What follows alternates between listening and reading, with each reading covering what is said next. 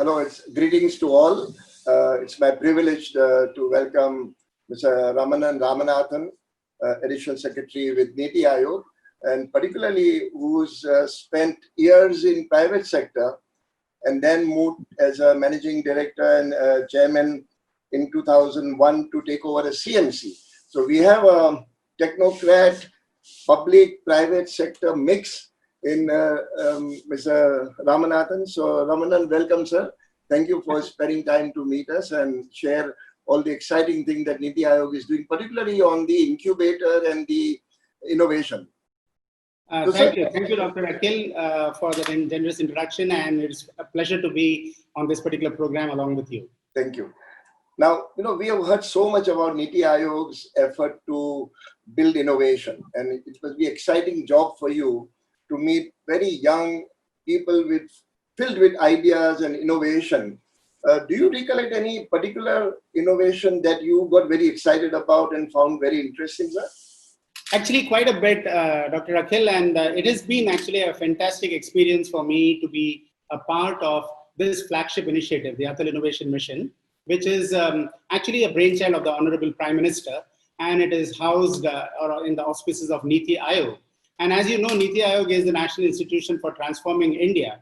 And the key purpose of setting up Atal Innovation Mission is to create and promote an ecosystem of innovation and entrepreneurship across the length and breadth of the country. And to do that, it is very obvious the need for this, because we have a demographic dividend, which is the envy of many a country. We have 1.4 million schools in our country. We have 10,500 engineering and related institutions, 39,000 colleges, and 115 million young students entering into the workplace over the next 5 to 10 years. So if India has to go forward and 1.3 billion people's destiny is dependent upon these young people who are entering into the workforce, it is important for us to be able to create an ecosystem of innovation and entrepreneurship, which is going to spur job creation, and we become a nation of job creators, not just job seekers.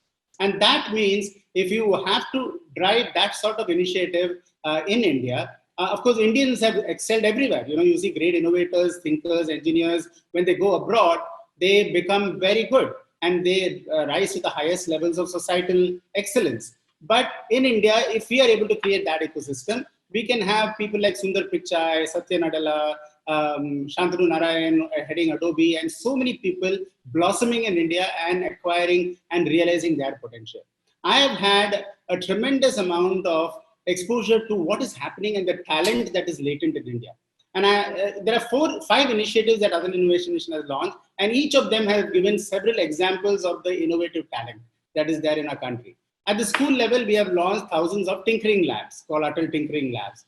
And these tinkering labs are dedicated innovation workspaces in schools where young children from grade 6 to grade 12, they are able to create prototypes of innovation using latest of technologies like 3D printers, robotics, IoT, miniaturized electronics, and augmented virtual reality.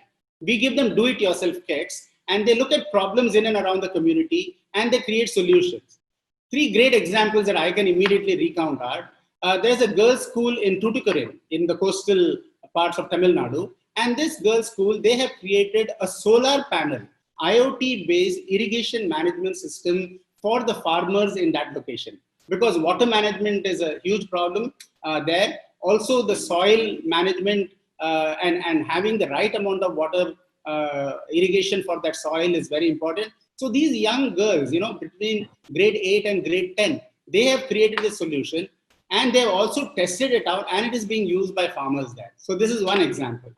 The second example is in Sikkim, there are a group of students who have created a robotic waste management device, right? So you can automatically, very often people don't grab the waste, and then you have organic, inorganic waste. So this is a robot which will pick it up and which will dump it in the basket.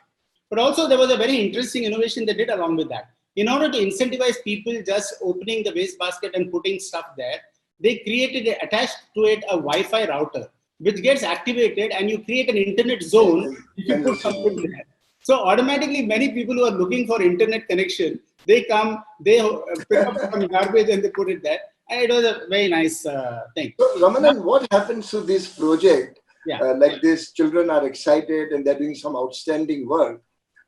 Does somebody carry on the work after they have passed from the school? Absolutely, sir. So what we have done is whole idea of creating this innovation capability is to spot that talent and then give higher levels of exposure to these students. And we run student entrepreneur programs and student innovation programs for the top 100 or 200 innovations that we see coming out from the schools.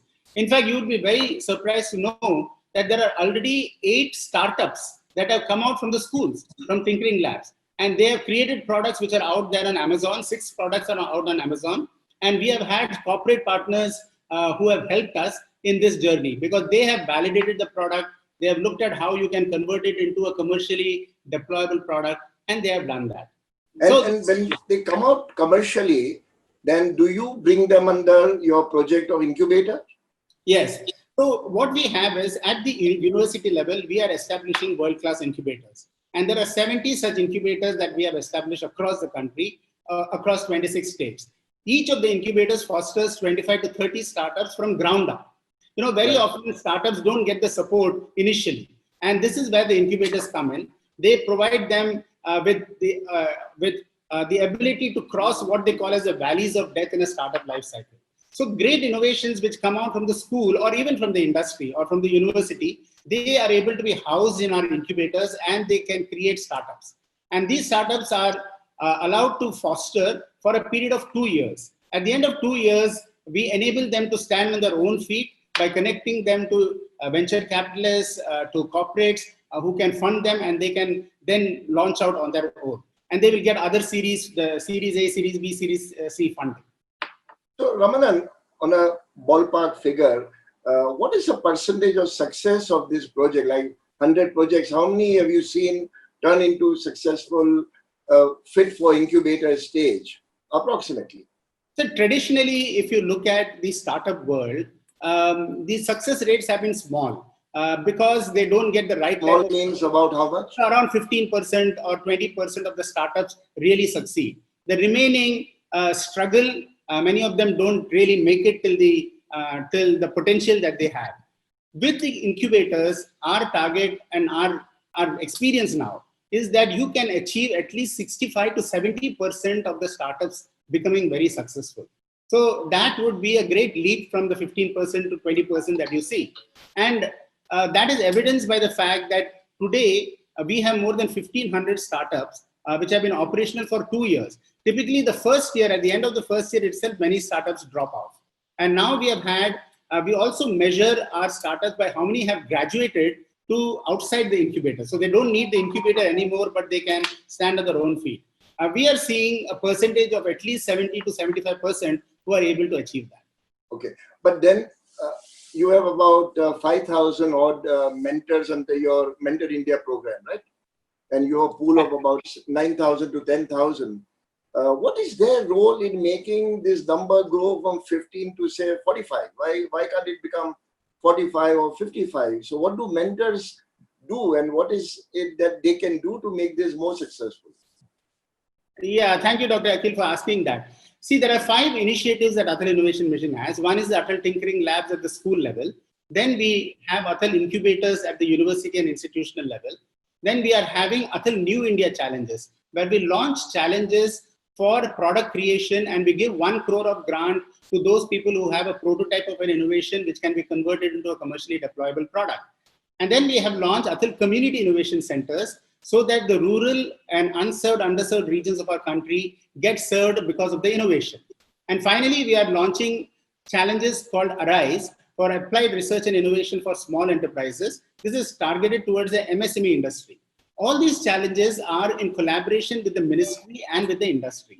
Now, in order to convert all these innovators into real world-class innovators and the products into world-class products, you need to have a network of mentors. So we launched a portal called Mentors of Change, and we requested from the industry those who will be voluntary to mentors, but who bring a certain amount of expertise, either it is domain expertise or technical expertise or financial expertise or management expertise and so on.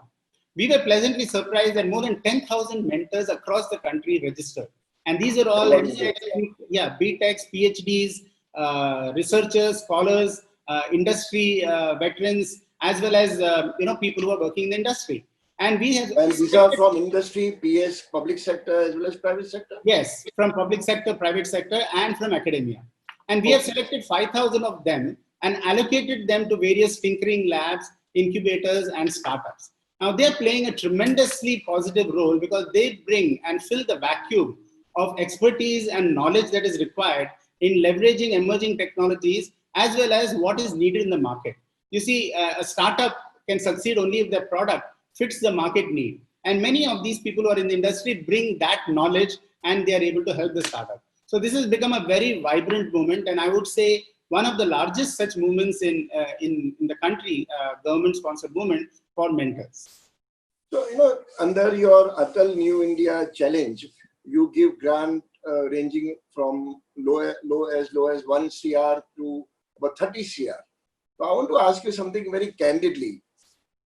How bureaucratic is it to get this grant for youngsters? I mean, do they have to go through fire hoops to get this grant? No, actually. So what are the bureaucratic hurdles they have to cross? Is it very bureaucratic, sir? No, so one of the things that we have taken very conscious efforts to do is bring agility into the entire innovation ecosystem. Because if you're not agile and if you're not quick, competition comes in and a product becomes obsolete. So the whole approach is we have a simplified set of guidelines. You have to respond to those guidelines. The challenges are thrown, and as soon as the challenges are received, that is a window in which the applicants are able to apply. And then we have, before all the applications are received, we have a very competent committee which looks at these challenges and identifies winners, and the grants are given. So the whole process is anywhere between 3 to 6 months at the upper limit. It ends in 6 months and they get a grant, or are told no? Absolutely. And how many applications do you get normally, sir? How many applications do you get normally in a year? So just to give you an idea, sir, the Atal Incubators, for example, we have selected 102 incubators out of more than 5,000 applications which came for incubators. And 70 of them are already operational for the last 1.5 to 2 years. So the mission itself has been operational for the last 3 years. So in a very short period of time, we have had 5,000 tinkering labs established. 70 of our incubators are operational, and 1,500 startups, of which 500 startups are women-led startups. They are all been operational for the last 2 years. So you can see that the pace and the speed with which we try to administer this, as well as the speed with which it is expanding, has been very good from the government point of view. But then, sir, what are your plans to make sure that these numbers go up substantially more for a country like our size? Yeah. What is your future plan, sir? So one of our plans is how do we scale this up? So to scale it up, it has to be adopted by the industry as well as by the state and local governments. So we are very actively working with various state and local governments to see how we have created the pilot and the model by which you are able to engage and promote innovation at school, university, industry level. So now we can take this model and we can apply it in a particular state or in a particular district, and even corporates can apply it, can adopt it and help in expanding. So our next phase will be how do we expand and scale it up in a very replicable manner, because we have the systems, we have the processes, we have the methodologies, and we have the ability to monitor. We have created real-time dashboards by which every ATL can be monitored, every Atal incubator can be monitored, every community innovation center can be monitored. So with this, it's a very highly data-driven, systems-driven, continuous improvement operation. And I think it is very feasible for us to scale in a significant manner. So Ramanan, you are doing outstanding work in promoting youngsters to become almost entrepreneurs through innovation. Is this tilted more towards urban, or is it also that the rural population is interested? Yeah, no, it's a very good question. And this is something which was very central to our thinking. We wanted to make sure that the benefits of innovation and the ability to create innovation reaches the remotest parts of our country. So even when we selected incubators, the 70 incubators which are operational, we have ensured diversity of geography. So all the 26 states, there are 26 states in which these incubators are located today. And even there, we have selected the emerging smart cities. 100 smart cities have been identified. But a smart city can only become smart if you have smart incubators and startups supporting that. So we have taken conscious interest to see that there is a diversity of geography, so that tier 2, tier 3 cities are also included in our incubators, as well as diversity of focus. For example, we want agri-tech incubators, biotech incubators, healthcare incubators, education incubators, so that the startups in each of these are promoted. Now, in what's the proportion, Ramanan, say right now of the projects that you have sponsored, what percentage are rural? So 60% of them are in, I would not say just rural, but tier 2, tier 3 cities. Tier 2 cities. Yeah. So pretty well spread out. That means pretty well spread out. Okay. Now, in addition to that, Dr. Akhil, what we have launched is the setting up of Atal Community Innovation Centers. And this is to serve the needs of a local community. You see, we have 715 districts, out of which 115 are aspirational districts. And the aspirational districts' problems are quite different from the problems in the metro district. So we want to stimulate innovation, community innovation centers around these areas, which will be able to create innovations relevant to the communities there, and thereby also create job creation and job innovation opportunities. So we have set up 26 such Atal Community Innovation Centers. We are in the process of setting it up. And the idea is to expand it to about 150, at least 3 per state or 4 per state, so that those districts which are in tier 2, tier 3 or rural India get covered. In what time frame would this be? This is in the next 3 to 4 years. We want to set up this 150 community innovation centers. So Ramanan, my last question would be, this would also apply to young bright minds from IITs and other institutes, technical institute, right? Right. So in a simple language, what are the steps if somebody has a bright idea, some of these youngsters, what should they do in a very simple step? I'll just expand on the word startup, Dr. Akhil, because that contains everything.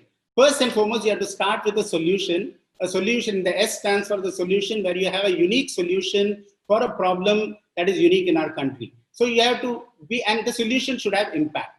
So you have to start with an idea for a solution for an existing problem. The T stands for technology. You have to leverage technology today because technology has become available, affordable, accessible, and advanced. So if you leverage technology, the reach of your innovation goes to the last mile possible. Third is you need to have great agility. You have to have an aspiration. You have a startup, you should have a dream, and they should dream big. As Abdul Kalam said, dream big and you'll achieve great things. So you should start with a dream, but you have to back it up with an action plan so that the aspiration of that dream is being met. And that action plan should be continuously refined by the startup. The fourth, the T stands for a team. You cannot just, you can be the founder and the architect and the brilliant idea innovator of the concept, but you will need a great team to surround yourself with, so that whether they will bring benefits of finance, they will bring other opportunities of digital marketing, communications. You don't have all the specialization that is needed. The U stands for uniqueness. How do you ensure uniqueness in your solution? Unless you have a differentiated approach, you will not succeed. So competition is very strong. They are very quick. So you have to be agile and you have to bring uniqueness in your solution. And finally, the P stands for persistence. Be persistent, have the passion, okay, and then you will realize your dream. I think your definition of R. R is for re-engineering. You have to continuously re-engineer the solution, because you don't get the solution in the first attempt, and you have to run it past various customers across the country. That is your target segment, and then you'll have to continuously reiterate. I mean, look at the iPhone. It has gone through so many evolutions because of feedback that they get and so on. So I think everything is contained in that word startup. I like the way you put it in startup, easy to remember. But if somebody has a bright idea, do they write to NITI Aayog? Yeah, sure. They can write to me. They can write to NITI Aayog. My email ID is r.ramanan. And you promise that within 6 months, they will get an answer, yes or no? Yes, of course. No, I'm just kidding. But thank you very much, Ramanan. You've been very clear. I like the way you have statistics on your fingertips. Reminds me of Mr. Amitabh Kant also, when he talks about data, you people in NITI Aayog are very, very agile with data, but your information is very useful. Thank you. Lot of people do not know what good work is going on the Atal scheme. So I'm glad that today you could spare time to meet us and share your passion as well as your future plans. And so you're doing a great job.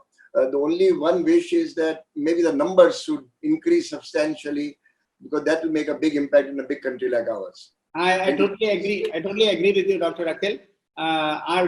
At least my own personal dream is every school in this country should have an Atal Tinkering Lab, and every university should have an incubator, because that's when you do justice to the enormous capability of our country. So let me also share with you that all of us from industry will walk an extra mile whenever you need us to participate in this noble thing. It's a very great project for youngsters, encouraging, and good for the country too, sir. Thank you very much, Raman. Thank you very much. Thank you.